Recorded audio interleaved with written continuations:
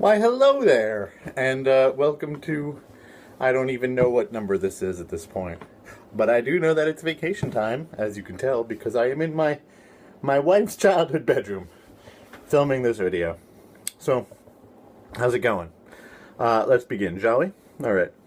So first, welcome back. Good to see you. I enjoyed watching your magnum opus of your journey through the Galapagos, and I noticed, and I don't think I'm wrong here, I think that you took the occasion to get yourself a better video camera, and that has traveled with you back to Cornell. So that's nice. Always nice to get a new piece of gear, and it looked like you were using it very well. I was nostalgic when I watched your video. I really enjoyed it very much, and it brought me back to 2006. Summer of 2006. But it looks like your trip and my trip were a little bit different.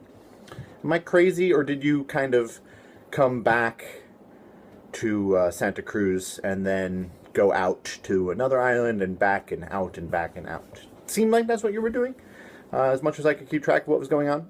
I myself, we flew into Santa Cruz and then we went all around the islands.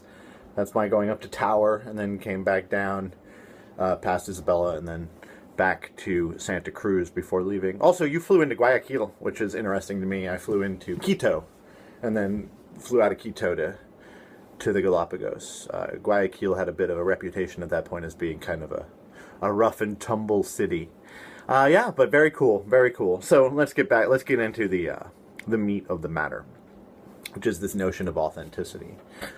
I like the way that you parsed it out, that sort of the two sides of authenticity. And I was taken by the fact that you said that as far as you were concerned, the second part of authenticity was more relevant to you than the first. And thinking about it, and I can understand what you're saying, but when I think about authenticity, particularly that second part of authenticity, I don't actually know if it is a viable way to consider music, because it becomes a bit like the Ouroboros. You know what I'm saying? Here's what I'm saying. In that, I don't know that any individual has experiences that are wholly exemplary of a particular archetype.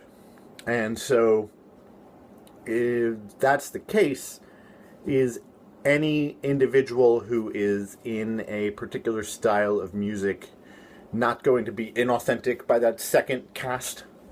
At least in some way. I think, you could probably always take an individual's experience and point to some aspect of it and be like, well, that's not authentic.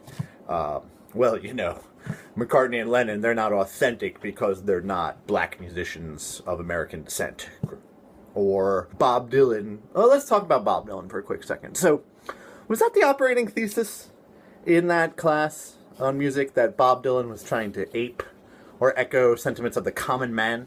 Because I don't take that at all from Mr. Zimmerman, and I listen to a lot of Bob Dylan, particularly early Bob Dylan. I would suggest that really Bob Dylan's kind of movement towards being Bob Dylan and sort of the removal of his past was not due to a desire to seem more common man, but really because folk music really uses sort of the everyman persona and sort of the timeless aspect of folk music. It means that the less history you bring to it of your own personal history, probably the more resonant you'll be.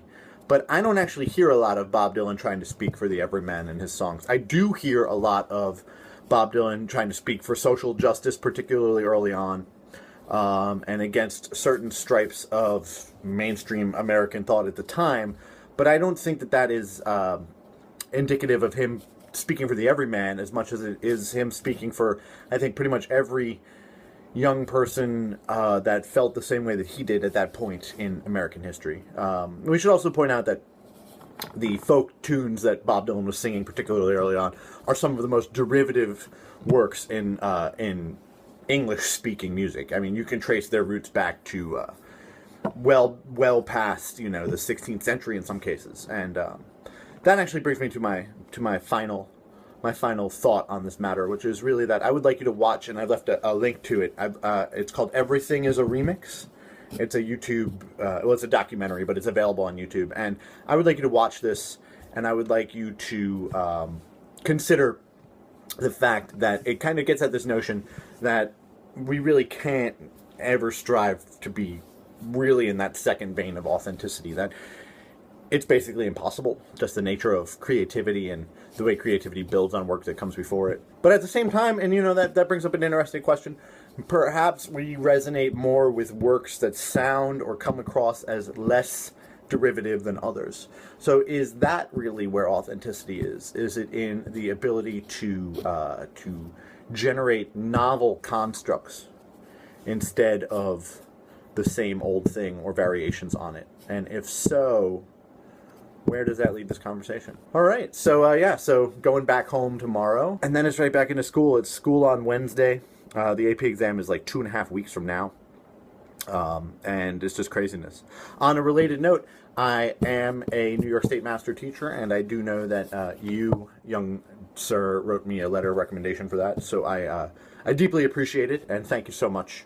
Whatever magic words you told them, whatever untruths you spun, I deeply appreciate it, and thank you so much. It's a nice honor, not because the title really is all that fancy, but it's just nice to know that other people think that you're doing something worth a damn in your professional life, as I'm sure you will understand as well.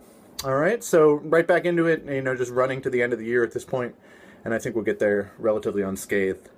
I hope all is well, and I hope that the weather it's gotten really cold up here, and I'm not that far away from you right now. So it's got to have gotten coldish again up in Ithaca. But hopefully the warming will come through and we'll all be delivered safe and sound into the bosom of the spring. All right, take it easy. I'll talk to you next week. Later.